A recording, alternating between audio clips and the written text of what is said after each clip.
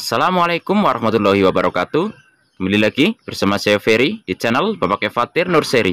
Pada kesempatan kali ini saya mau ngasih tahu teman-teman tentang asiknya menanam anggur di bulan puasa ya. Karena sekarang sudah masuk di bulan Ramadan atau bulan puasa, dan ini adalah hari ketiga ya. Sejatinya tanam anggur itu memang asik sekali, terutama di bulan Ramadan teman-teman ya.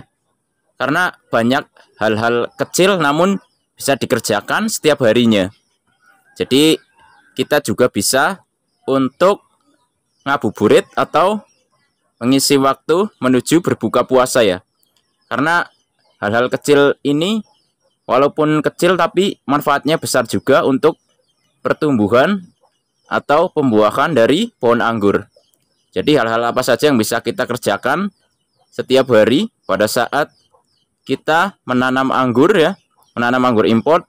Ikuti terus videonya, jangan di skip ya. Ya baik, hal yang pertama yang bisa teman-teman lakukan ya, ini untuk jamnya bebas, silahkan terserah teman-teman saja. Kalau sekarang ini adalah jam 7 pagi ya teman-teman ya. Saya biasa memulai dengan memeriksa daun-daun anggur ya.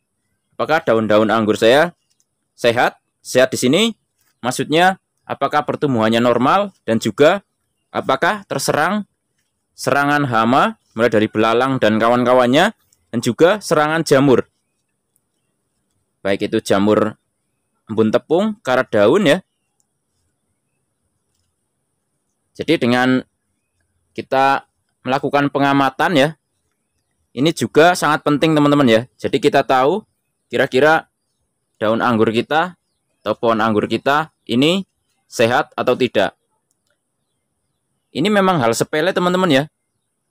Namun manfaatnya besar karena dengan kita tahu misalnya ada hama atau jamur yang menyerang daun anggur kita bisa melakukan antisipasi.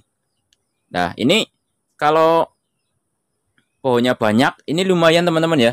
Biarpun kita tidak memeriksa satu demi satu daun, namun kita secara melihat saja ini sudah bisa kelihatan ya, kira-kira daun-daun anggur kita ini kondisinya sehat atau tidak.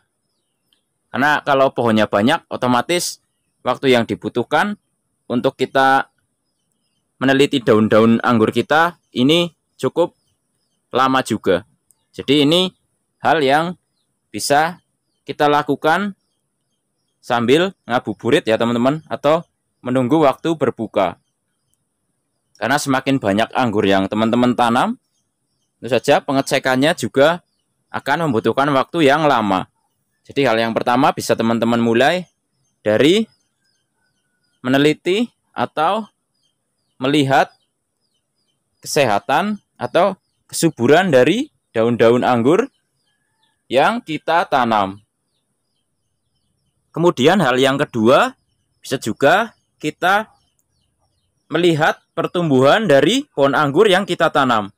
Karena kalau pohon anggur ini sehat, ini setiap hari pasti ada pertumbuhannya. Karena memang anggur itu kalau pemupukannya bagus dan media tanamnya pas, ini pertumbuhannya akan cepat teman-teman ya. Setiap hari pasti ada perkembangannya. Bisa kita lihat dari daunnya sehat dan juga pucuknya trubus terus ya. Dan otomatis setelah pucuknya ini trubus terus, maka sulurnya juga akan trubus terus. Ini contohnya pohon yang di sebelahnya. Dan ini juga bisa kita buangi teman-teman ya. Setiap sulur yang tumbuh, karena sulur ini sifatnya mengikat ya. Sehingga menurut saya ini juga menyerap nitrogen ya.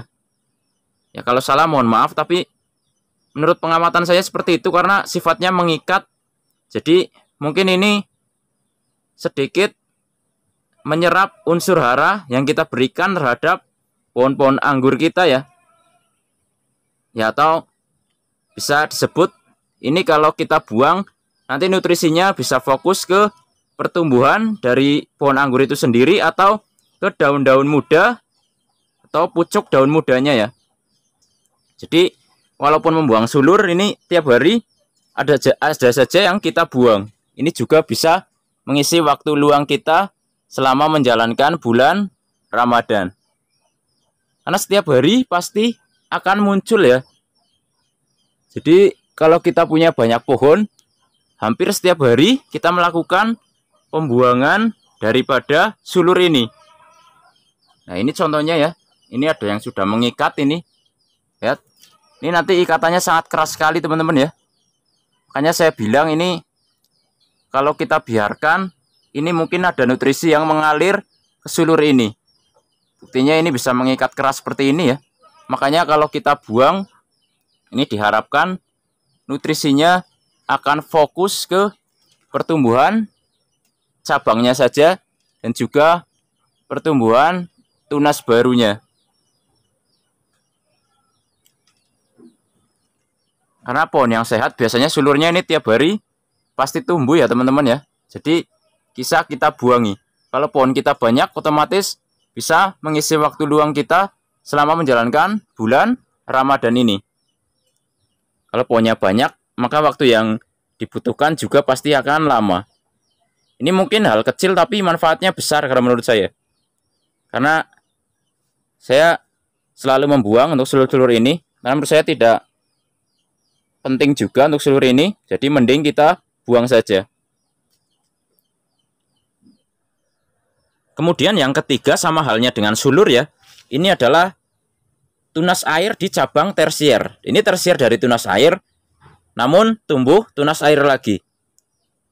Ini bisa kita buang dan kita sisakan 1-2 daun. Tujuannya untuk membesarkan batang tersier ini dan juga agar pertumbuhan ke atasnya ini lebih cepat. Dan ini pada saat kita buang ini akan tumbuh lagi dan bisa kita buang lagi. Begitu seterusnya. Ini namanya axle break ya teman-teman ya. Untuk membesarkan batang tersier ini dari tunas air dan juga untuk mempercepat pertumbuhannya ke atas ya.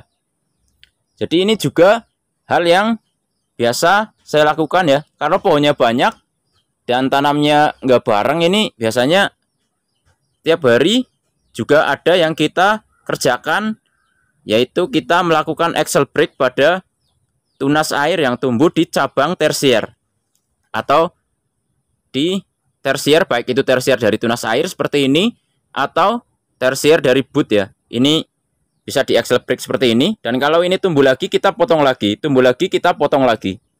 Jadi begitu seterusnya. Dan ini tentu saja bisa mengisi waktu luang kita di bulan Ramadan ini ya, sekaligus menunggu waktu berbuka puasa. Bisa teman-teman bayangkan kalau pohonnya banyak, pasti waktu yang dibutuhkan juga akan lama. Makanya ini bisa kita lakukan hal ini untuk mengisi waktu luang kita di bulan Ramadan, terutama buat teman-teman yang memang fokus nganggur seperti saya ya. Karena saya memang usahanya memang usaha bibit ya, segala bibit tanaman ya. Kemudian untuk anggur ini memang tanaman yang setiap hari ada saja yang dikerjakan. Kalau saya memang fokus di tanaman ya, jual beli bibit tanaman dan juga perkebunan buah-buahan. Jadi setiap hari ya kerjaan saya hanya ini saja. Maksudnya setiap hari pekerjaannya mengurusi tanaman-tanaman saya ya. Kemudian masalah penyiraman media ya, ini juga bisa kita jadikan waktu luang untuk mengisi hari-hari kita berpuasa ya. Walaupun nggak setiap hari ya, misalnya 2 hari sekali. Tapi kalau tanamannya banyak, ini tentu saja waktu yang dibutuhkan juga tidak sebentar ya. Makanya penyiraman ini juga salah satu hal yang membuat asiknya menanam anggur. Apalagi kalau siramannya manual ya, seperti saya ini. Tidak dengan siraman otomatis ya. Tentu saja kalau pohonnya banyak pasti akan membutuhkan waktu yang lama juga. Makanya nanam anggur itu asik sekali teman-teman ya. Apalagi dikerjakan di bulan Ramadan atau bulan puasa.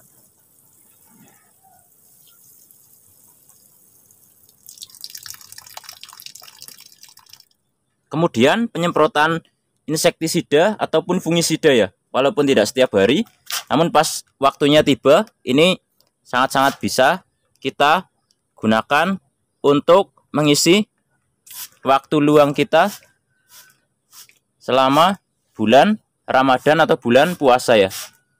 Karena untuk penyemprotan ini juga kalau pohonnya nggak cuma satu, ini tentu saja makan waktu yang cukup lama ya.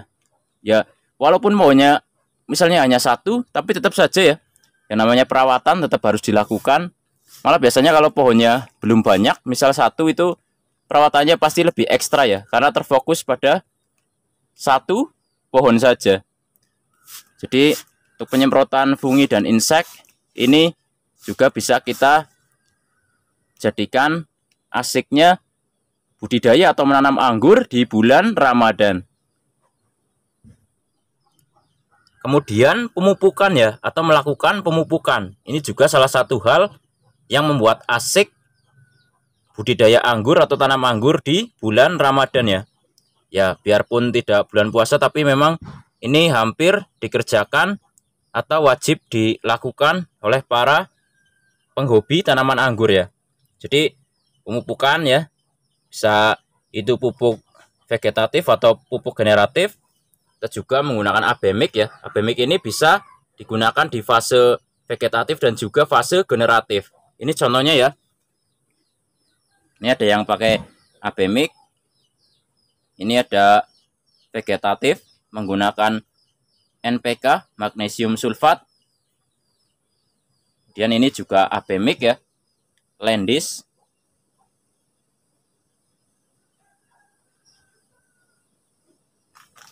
Untuk hasilnya sebenarnya sama saja, tapi kalau NPK bisa 1 minggu sekali, kalau abemik bisa setiap hari. Ya, ini contoh yang menggunakan abemik ya. Ada heliodor, sudah dipangkas pembuahan pun tetap menggunakan abemik. Cara menggunakan atau cara meracik pupuk abemik atau membuat pupuk abemik nanti di akhir video ini akan ada caranya ya. Untuk cara aplikasinya, ini 5 mili A dan 5 mili B dilarutkan dalam 1 liter air. Tapi kalau mau yang 1 minggu sekali bisa menggunakan NPK, magnesium sulfat dan juga asam humat ya. Kalau asam humat bisa 2 minggu sekali. Nah, untuk pemupukan ini juga sangat-sangat bisa mengisi waktu luang kita selama bulan puasa atau bulan Ramadan. Ya, maksudnya ini memang kegiatan yang selalu saya lakukan untuk pemupukan, namun kalau dilakukan di bulan Ramadan ya, terutama yang menjalankan ibadah puasa, ini lebih asik lagi ya. Karena kalau pohonnya banyak, otomatis waktu yang dibutuhkan juga tidak sebentar. Ya, jadi itu ya teman-teman ya. Asiknya berbudidaya atau menanam anggur di bulan Ramadan. Sekalian bisa kita melakukan ngabuburit atau menunggu waktu berbuka puasa ya. Untuk waktunya silahkan terserah teman-teman saja, mau pagi atau sore. Itu intinya setiap hari pasti ada saja yang dikerjakan pada saat kita menanam pohon anggur ya. Karena memang pohon anggur yang sehat itu pertumbuhannya hampir setiap hari tambah ya. Ini contohnya usia 1,5 bulan, Jupiter sudah tinggi. Ini juga ada Landis 1 bulan sudah tinggi juga. Ini contoh yang lebih figur lagi. Ini ada Beauty Krasotka usia 2 bulan, udah sangat-sangat bagus. Ya baik teman-teman, mungkin itu saja sedikit yang bisa saya bagi pada video kali ini. Semoga ada sedikit manfaat yang bisa teman-teman dapatkan di rumah. Wassalamualaikum warahmatullahi wabarakatuh. Salam pengangguran dari saya Ferry, Purwokerto, Jawa Tengah.